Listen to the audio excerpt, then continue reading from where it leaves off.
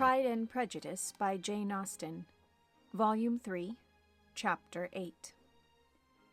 Mr. Bennett had very often wished, before this period of his life, that instead of spending his whole income, he had laid by an annual sum for the better provision of his children, and of his wife, if she survived him. He now wished it more than ever. Had he done his duty in that respect, Lydia need not have been indebted to her uncle, for whatever of honor or credit could now be purchased for her.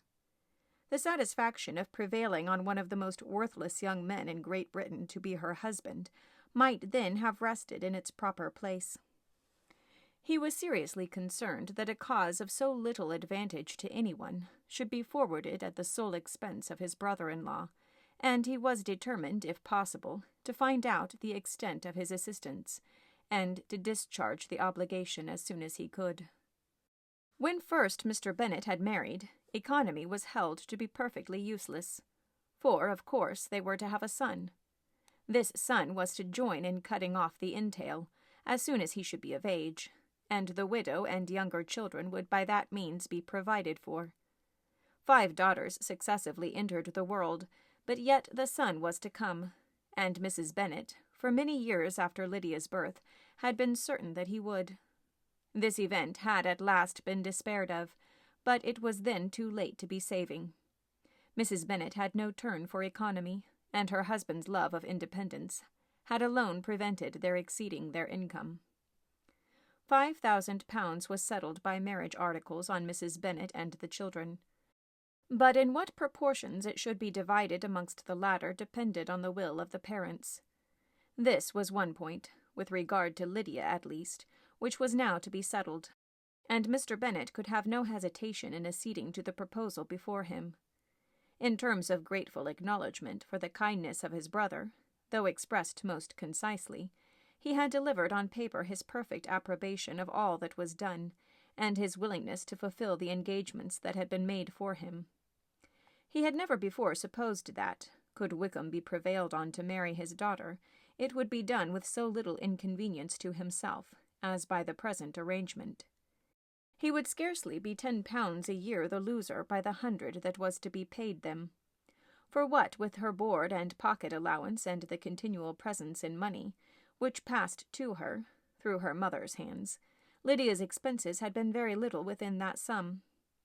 That it would be done with such trifling exertion on his side, too, was another very welcome surprise, for his chief wish at present was to have as little trouble in the business as possible.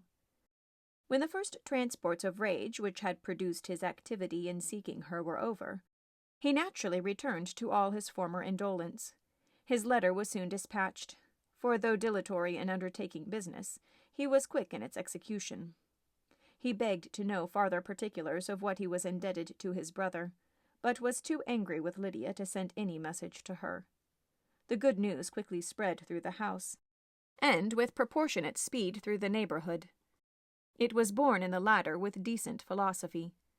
To be sure, it would have been more for the advantage of conversation had Miss Lydia Bennett come upon the town, or, as the happiest alternative, been secluded from the world in some distant farmhouse.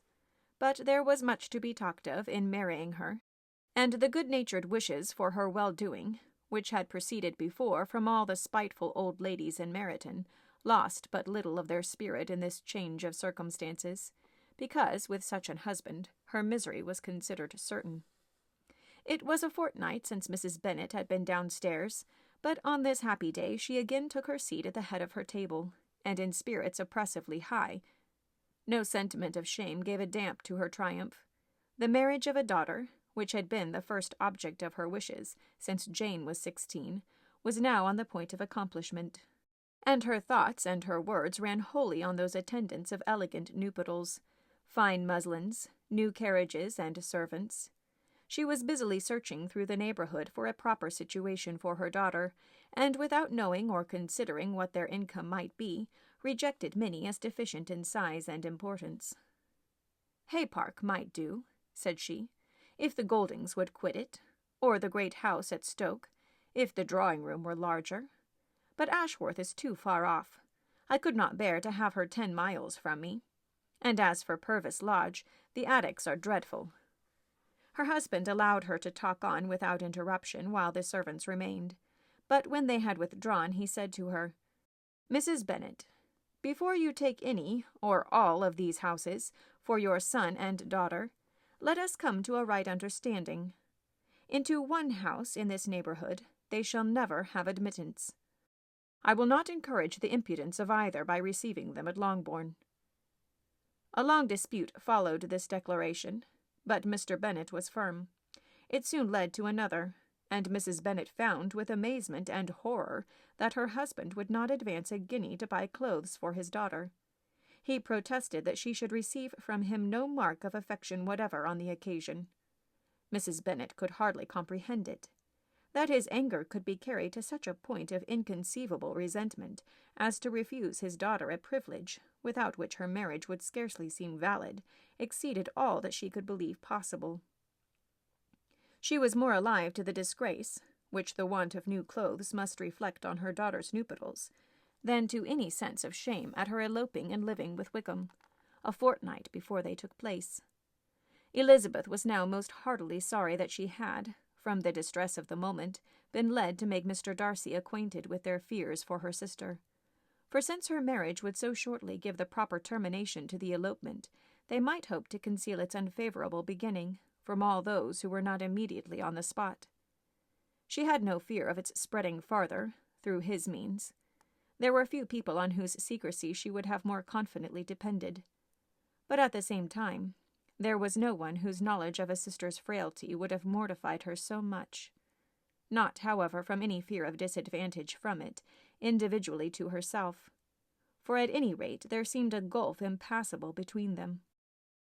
Had Lydia's marriage been concluded on the most honourable terms, it was not to be supposed that Mr. Darcy would connect himself with a family, where, to every other objection, would now be added an alliance and relationship of the nearest kind with the man whom he so justly scorned. From such a connection she could not wonder that he should shrink.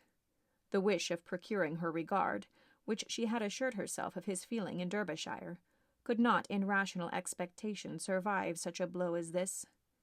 She was humbled. She was grieved. She repented, though she hardly knew of what. She became jealous of his esteem, when she could no longer hope to be benefited by it. She wanted to hear of him, when there seemed the least chance of gaining intelligence. She was convinced that she could have been happy with him, when it was no longer likely they should meet. What a triumph for him, as she often thought, could he know that the proposals which she had proudly spurned only 4 months ago would now have been gladly and gratefully received. He was as generous, she doubted not, as the most generous of his sex. But while he was mortal, there must be a triumph. She began now to comprehend that he was exactly the man who, in disposition and talents, would most suit her. His understanding and temper, though unlike her own, would have answered all her wishes. It was an union that must have been to the advantage of both.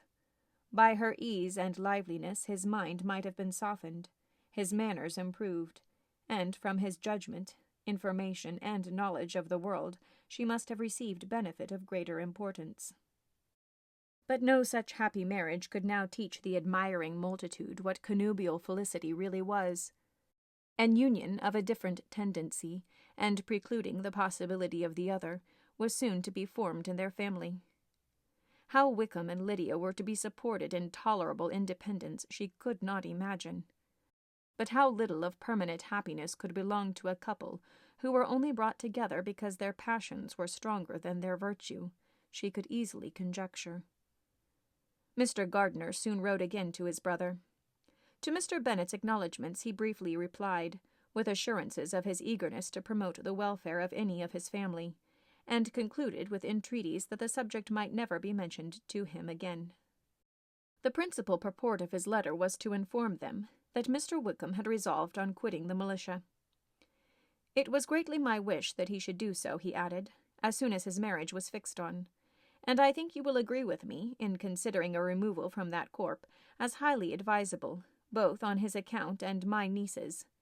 It is Mr. Wickham's intention to go into the regulars, and among his former friends there are still some who are able and willing to assist him in the army. He has the promise of an insigniancy in General's regiment, now quartered in the north. It is an advantage to have it so far from this part of the kingdom. He promises fairly, and I hope among different people, where they may each have a character to preserve, they will both be more prudent. I have written to Colonel Forster to inform him of our present arrangements, and to request that he will satisfy the various creditors of Mr. Wickham in and near Brighton, with assurances of speedy payment, for which I have pledged myself. And will you give yourself the trouble of carrying similar assurances to his creditors in Meryton, of whom I shall subjoin a list, according to his information. He has given in all his debts. I hope at least he has not deceived us. Haggerston has our directions, and all will be completed in a week. They will then join his regiment, unless they are first invited to Longbourn. And I understand from Mrs. Gardiner that my niece is very desirous of seeing you all before she leaves the south. She is well, and begs to be dutifully remembered to you and her mother. Yours, etc., E. Gardiner.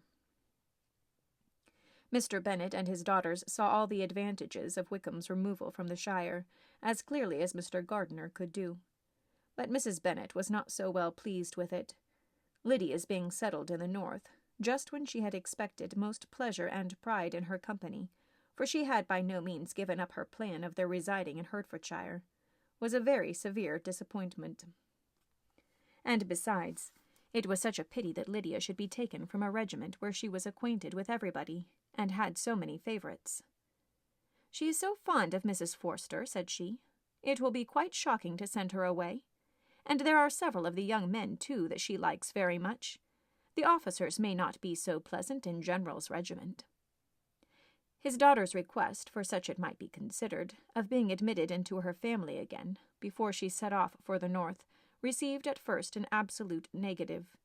But Jane and Elizabeth, who agreed in wishing for the sake of their sister's feelings and consequence that she should be noticed on her marriage by her parents, urged him so earnestly, yet so rationally and so mildly, to receive her and her husband at Longbourn, as soon as they were married, that he was prevailed on to think as they thought, and act as they wished. And their mother had the satisfaction of knowing that she should be able to show her married daughter in the neighbourhood before she was banished to the north.